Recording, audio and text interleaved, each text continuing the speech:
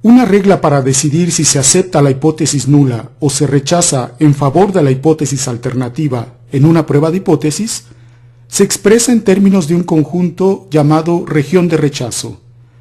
Antes de definir a este conjunto, recordemos el contexto de nuestro problema.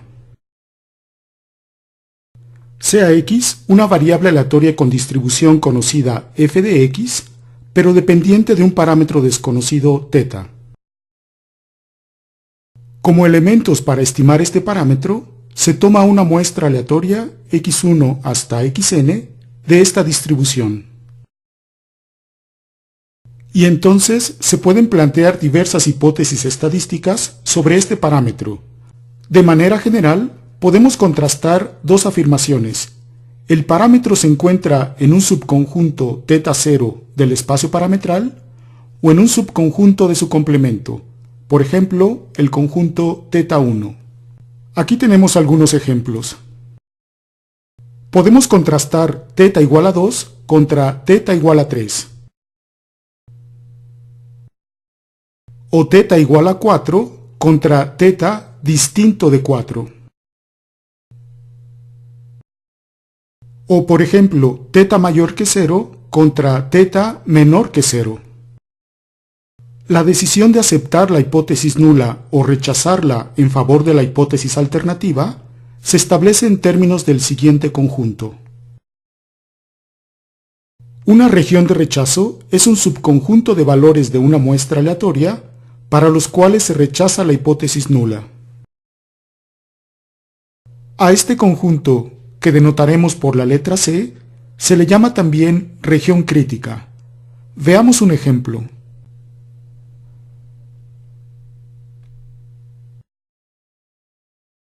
Consideremos que tenemos una muestra aleatoria de la distribución Bernoulli de parámetro θ.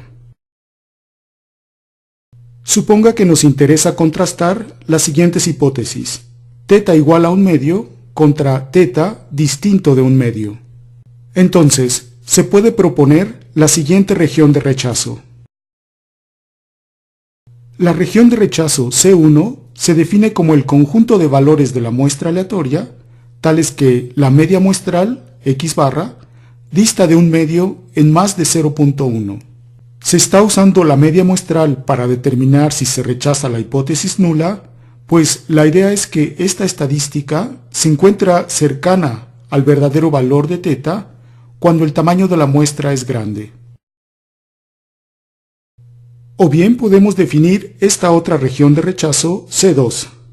En este caso, se rechaza la hipótesis nula cuando la media muestral dista de un medio en más de 0.2 unidades. Y así sucesivamente, se pueden proponer múltiples regiones de rechazo para una prueba de hipótesis particular.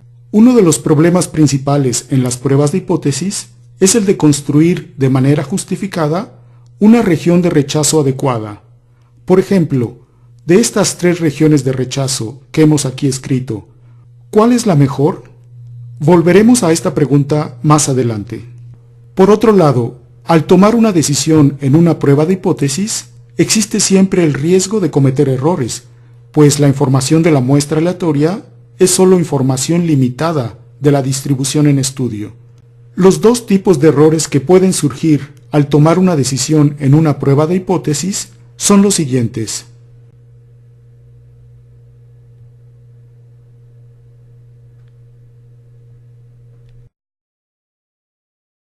El error tipo 1 se comete cuando se rechaza la hipótesis nula H0, siendo esta verdadera. A la probabilidad de cometer este error se le denota por la letra alfa, es decir, alfa es igual a la probabilidad condicional de rechazar H0, dado que H0 es verdadera. A esta cantidad alfa se le llama también tamaño de la región crítica, tamaño de la región de rechazo o nivel de significancia de la prueba. Veamos ahora el segundo tipo de error.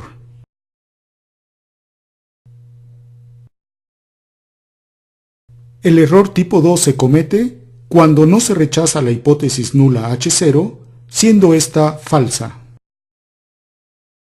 A la probabilidad de cometer este error se le denota por la letra beta, es decir, beta es igual a la probabilidad de no rechazar H0, dado que H0 es falsa.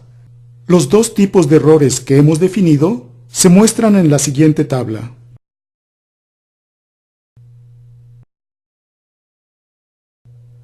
Rechazar H0 cuando ésta es cierta es el error tipo 1. Rechazar H0 cuando ésta es falsa es una decisión correcta. No rechazar H0 cuando H0 es cierta también es una decisión correcta. Y finalmente, no rechazar H0 cuando ésta es falsa es lo que hemos definido como error tipo 2. A continuación escribiremos algunas observaciones sobre los errores tipos 1 y 2.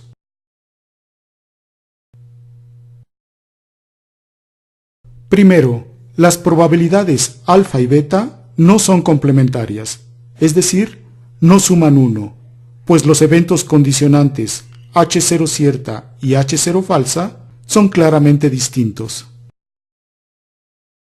2. Se busca que alfa y beta sean pequeños. Sin embargo, al hacer que una de estas probabilidades sea pequeña, la otra puede aumentar. Así es que puede no ser posible hacer ambas probabilidades tan pequeñas como se desee a un mismo tiempo. En general, procederemos de la siguiente manera.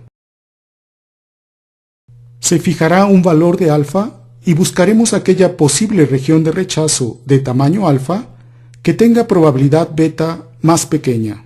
De esta manera, a la probabilidad alfa se le da mayor importancia y sirve de control en el proceso de decisión. Para un mismo nivel de significancia alfa, a la posible región de rechazo con probabilidad beta más pequeña se le llama región óptima. Y finalmente, observamos que si H0 es una hipótesis simple y suponiendo que es verdadera, la distribución en estudio queda completamente especificada y alfa puede calcularse de manera exacta.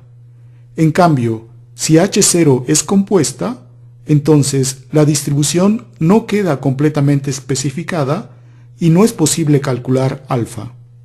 En las siguientes secciones veremos algunos ejemplos del cálculo de los dos tipos de errores en las pruebas de hipótesis. Esto concluye nuestra lección.